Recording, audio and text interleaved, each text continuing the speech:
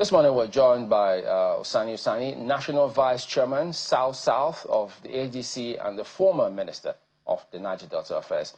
Good morning and thank you for joining us on the program today. Good morning, a great team. Well, we understand that you were at the venue. Could you tell us what exactly unfolded? Well, we saw a barricade of policemen urging that they had complaints and it was necessary for them to ensure that peace was not breached. And we had to run here and there, meet with the Commissioner of Police and some of his officers who insisted that because people had sent to them a petition, they want to guarantee peace in society, and so they insisted we don't hold the event. And I thought, in my view, the essential aspect of their getting the report, like they say, they were there to maintain peace and order, then it would have been their duty to protect the environment and allow us go on with our event. Because if they didn't get the report and there was any breakdown of law and order, then it would have meant that they would only be coming on what I would call a fire brigade intervention. But here they got the report on time and they didn't ask. I'm not sure they asked. What is the reason for the petition? Even if it was, the petition would have been sent to the party organ to respond to, but not to attempt to prevent us from holding the event. Okay, but you also met with the CP, didn't you? What was the resolution? Eventually, we said, we have got people who sacrificially came all the way from the northern parts of the state and other local government areas, driving up to 7 hours to get here on their own. And we just won't be quiet and calm to let them begin to speculate on what would have happened, and after they see nothing happening and they begin to depart to their various destinations. So we needed to address them. And we said, open the place, let us address our delegates, and after that, we will leave. Of course, we succeeded in convincing him and the other is meant to allow us get in and address our people, but several hours after the stipulated time. So a lot of the people who had come for the event had gone back to their either accommodation places or where they were lodging, waiting for the call. But the time was too short to even recall all of them back. Nonetheless, those who were still hanging around were able to take the message out after addressing them. But do you think the police had a valid reason to do what they did? They had a valid reason to be there, but not to stop us. Mm. It's very interesting that you say so. Do you care to tell us who filed this report? Well, when they gave us the petition when they showed it to me, I saw the name of one John Oga, and I saw, I think another signature was one James Otudo. Those are the names I saw on the petition. Are they names known to you? Yeah, these are names known to me. And of course, I read through the contents of the petition. You want to tell us what it said? As I see you have a smile on your face. Oh, yeah, I always have to smile because life in itself offers us opportunity either to be sad or to be happy, and it's a choice. So, one of the points I saw there was that we have not contacted them as members of the State Executive Committee of the party before holding the event. Two is that the committee, Membership Mobilization and Revalidation and Registration Committee, is not known to the constitution of the party. And 3, if I'm not in error, says that we have not gone to see them or so, something like that. I mean, ridiculous. But responding to such allegations, first and foremost, is the fact that we know we have a national executive. I am the national vice chairman, South-South. And then every state within the region should be under the purview of my administration or coordination, so to say.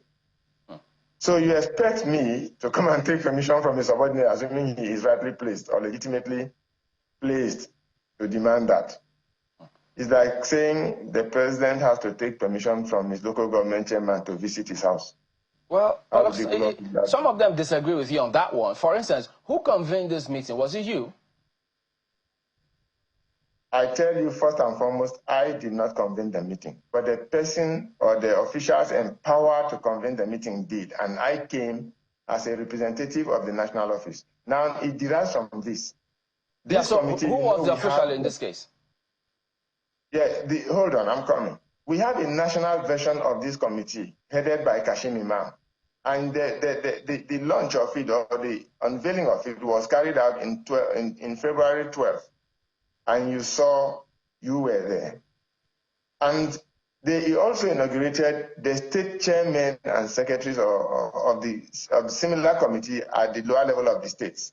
Then empowered to go down to the states and inaugurate the local government version of the committee. And so Barrister Eko Alobo, the chairman of this committee in Cross River State, is the one that planned and convened this. So by virtue of my being from this state and, of course, being around the event. So why then do they say that the meeting was not convened by the chairman of ADC in the states, and that's the proper channel, and so they don't see any reason why that should hold, and that's why some say the state ADC is factionalized at the moment? First and foremost, there are facts. This your question carries different, I would say, branches of response. One, even when we had the launch at Abuja,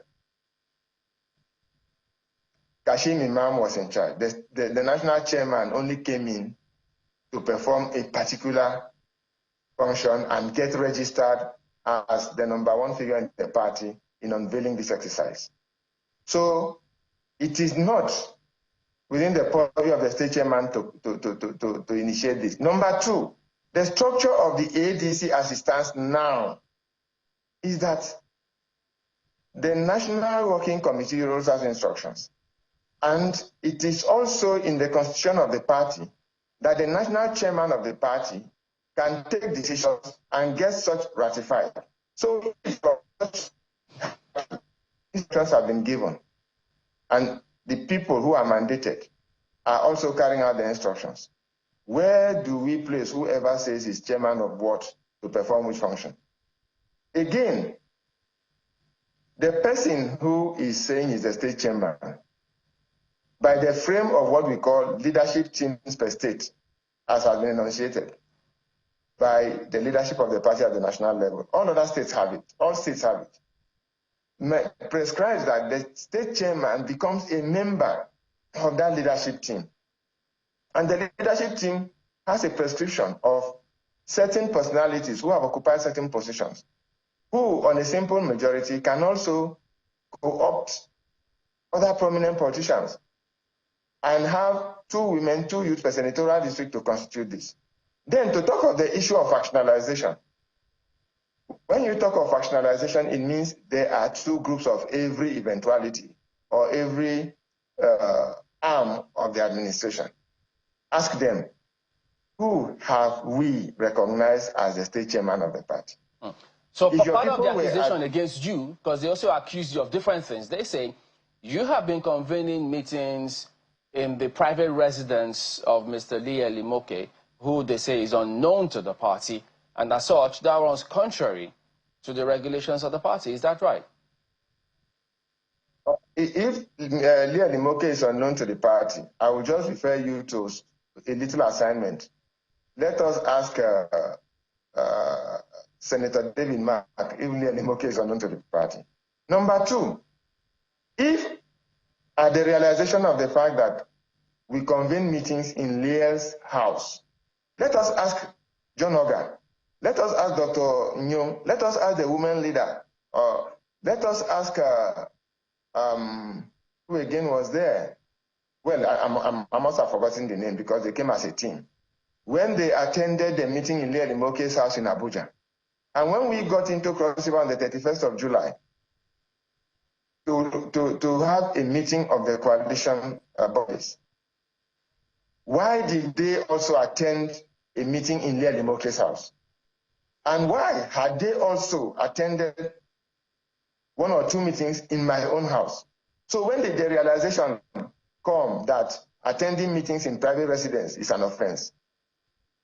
This is an assignment for them to answer if you have the time to inquire from them. So do they have a point when they said that you were suspended in October 2025 owing to insubordination and not reporting to the appropriate organ of the party? Now, by the use of that language, how does a superior officer insubordinate a lower officer? It's either I don't understand the meaning of insubordination, or it has a contextual meaning in this circumstance. But the answer I will give to that inquiry is, well, they say I'm on suspension, but I run around the region and attend National Working Committee. You don't consider yourself as being suspended? How? Well, if I was suspended, would I be playing the roles I'm playing and getting the recognition I have at the national level of the party? In the first instance, it is against the Constitution to say you suspend or you discipline somebody who is higher than the organ you either control purportedly or real. No, but so your ward, the ward can suspend you at the ward level. Don't they do that? That can happen.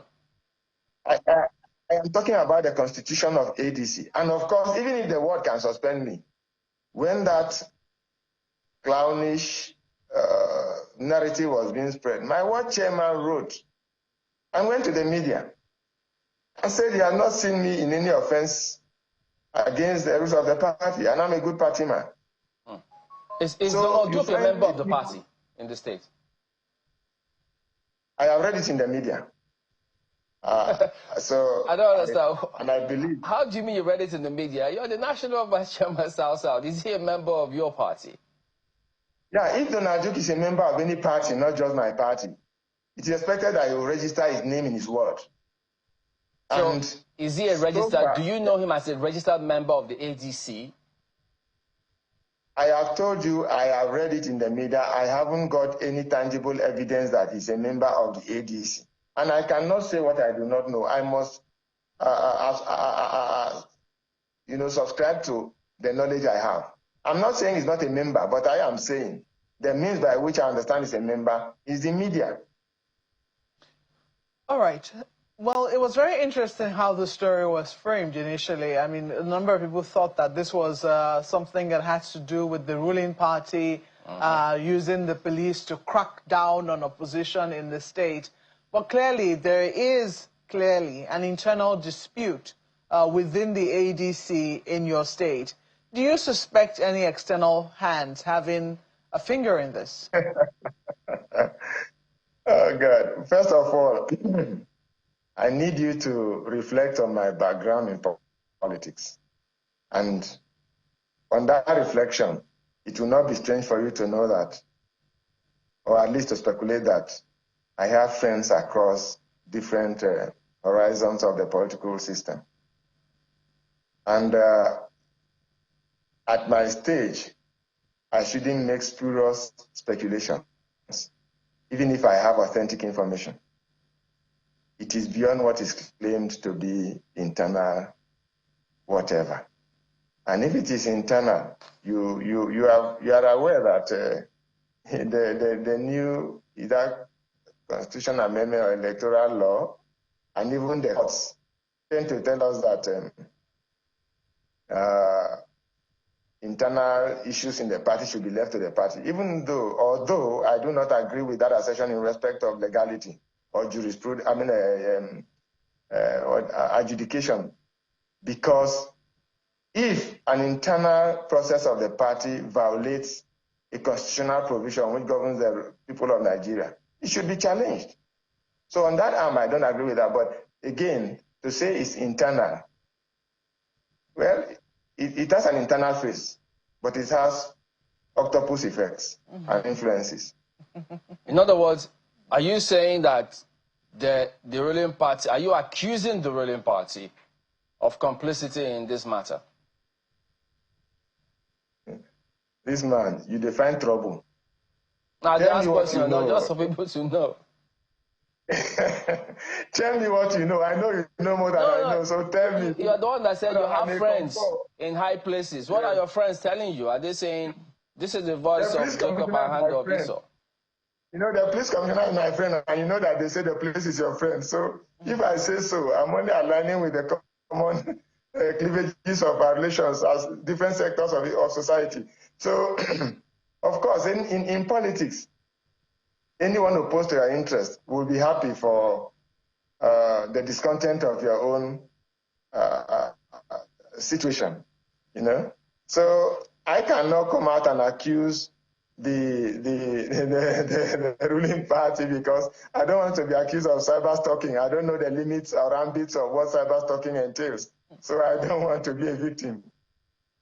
Interesting. It will be interesting to see how this is resolved. But in the meantime, it does appear that what the police was trying to do was something preemptive to keep the peace. What resolution have you now reached to enable your members get registered as this exercise is important according to the electoral process? Well, earlier on I said the fact that you have information as a law enforcing agent or agency, and unfortunately, you have arrived the scene. Yes, you have all it takes to now maintain the peace. First of all, the event was not meant to be an outdoor event. It was an indoor event. So it became easy to just say,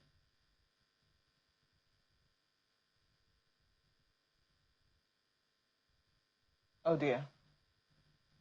It does appear that... Can you see here, Dr. Sani? I believe his bandwidth is frozen. But it'll be interesting to see how matters are resolved in this particular dispute. I mean, he is unwilling to say very categorically that this is the hand of Esau and the voice of Jacob that seems to be playing out within their party. But it'll be interesting to see how this registration goes on within the ADC in Cross River, because we do know that this is one of the requirements that they must fulfill. Not just that the members will be registered, but they have to be digitally registered, and that register be handed to INEC ahead of the elections coming up in 2027. So we look forward to a favorable resolution of the matter and making sure that people who come from far and near to register as members of the ADC are not disenfranchised. But part of the narrative, what I was going to ask him too is, how do they... Okay, I think, Dr. Sani, can you hear us? Yes, I can hear you. Okay, so as we wind down, could you then tell us, because it does appear as though, I mean, from clearly what we've seen, the different narrative, different people pulling on different sides. How do you plan to challenge the ruling party if the party cannot forge a common front?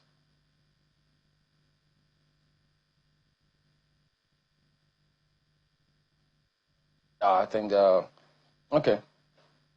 So I guess we'll see how we can, maybe for another day. But clearly, there's, he says, Mr. Donald Duke, the former governor of the Cross River State, he doesn't know if he's a member. He only heard it in the media. And I thought, okay, so you could read the handwriting on the wall right there. But we have to anchor at that point. Dr. Sani, can you hear us now as we wind down?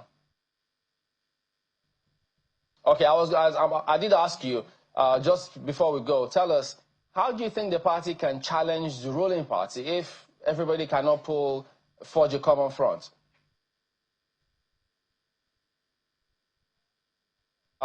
Can you unmute? I think you might have inadvertently muted yourself.